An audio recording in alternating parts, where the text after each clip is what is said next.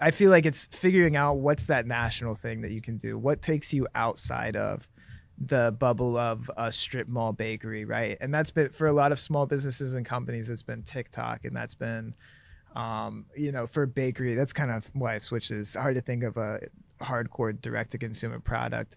For a bakery, maybe the best way to get themselves out there would be a podcast or a YouTube channel, and kind of go after that cake boss vibe where, hey, we just got 200 cupcakes order. Follow us as we make it, right? And Mr. Beastify all of their big orders, but the day-to-day probably not that interesting. So you kind of really do have to buckle in on like, okay, what is the most interesting thing happening here, and how are we getting that beyond the circle of just the people who know us or follow us or shop with us already, or just in general live around here, right?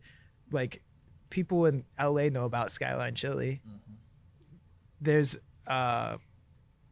something to building a brand and having an idea that's just like, sometimes it does have to be like, yeah, local bakery gets 100,000 views on a YouTube video. That's probably a huge win. Mm-hmm. Drives in business, and that's where growth happens. Really, is I guess what I'm saying. It just depends on their growth and objective. But the bookstore can be like the world's smallest, most unassuming like children's book label imprint, because you can just store your stash in a factory and keep a brick and mortar for.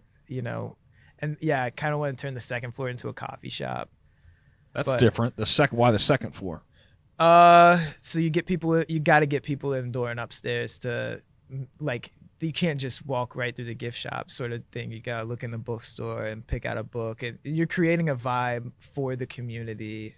I think that's more of the responsibility, right? It's no Sonos speakers. It's a 1970s vinyl player with the standing speakers. Like, I think that is I don't want to say that's the future, but like, it's going back. There's some sort of podcast clip that goes around where it's like, if Nike opened a hotel tomorrow, you know exactly what it would look like. That, yeah. And I think if you were to, my hope is that one day, if we ever do anything, you kind of already have an idea. Like if we say, hey, we're going to open a bookstore, you're like, oh, that's going to be the coziest, coolest, most like eclectic bookstore, and y'all do coffee. So I know that coffee is going to be delicious. I know you're partnering with the best local people and getting some pastries in there. We got the holiday babka. It's like left and right, we're hitting home runs. So when you said to Mr. Beastify, mm-hmm. Obviously Mr. Beast, I think it's top whatever. He has how many 100 million viewers or subscribers? But what do you mean by you have to Mr. Beastify it? Yeah, it's almost like adding you're intensifying the level of excitement. You're